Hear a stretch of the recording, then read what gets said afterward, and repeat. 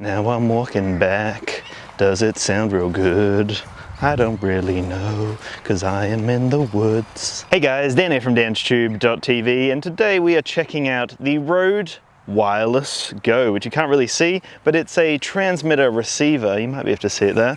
But the transmitter now actually has a built-in microphone.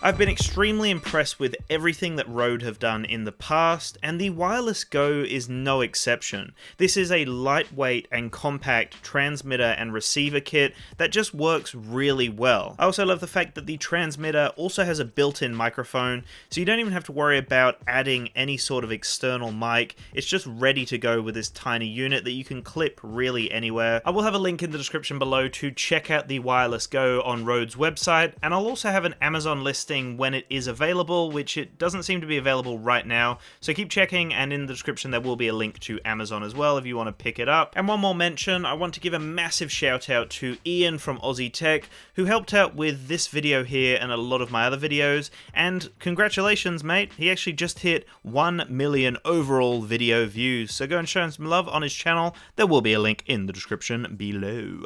Alright, so we're now testing the range of this unit here. And we're also testing out the built-in microphone here. So I'm actually facing towards the receiver at the moment, so shouldn't have any issues with range right now. And hopefully it sounds great. We're then gonna test walking the other way, so my back is to the receiver to see if any interference occurs or if it affects the range. Alrighty, so now we are walking away from the receiver, but my back is, so we'll see if it affects the range. So another audio test here of me walking backwards. A lovely location as you can see here. This is again just a range test and to see if we get any interference, which we shouldn't because there's nothing in the way here. And so far we've been impressed with the range. The range has been quite good so far, as long as you don't have anything in the way. And this should be a perfect example of basically the kind of shot that you could do if you're a news anchor walking away. You could be talking about the news, talking about the sports or whatever else is going on in the world. So this should be a good little test here. Are we still going? We haven't cut out at all? Wow, that's impressive right now. And here we go. That's quite a long bridge to walk along backwards. It's very awkward. Here's another test here. A few environmental sounds going on. We've got lots of wind and we've got lots of cars coming by. So this is a test. Here comes a car. Ooh, yeah, I wonder if this will affect it at all. Ooh, everyone's looking. This is good. This is real good. And yeah, I wonder whether the audio will hold together here. I'm sure the range is fine. We're just literally across the road here. I'm facing the receiver and we've got lots of cars coming by. So this is a really good test of audio here. So we're now jogging. I can feel it bouncing. I'll try to slow down a bit. Oh, is the audio good? Can you hear me? Can you hear me? Can you hear me? I don't know.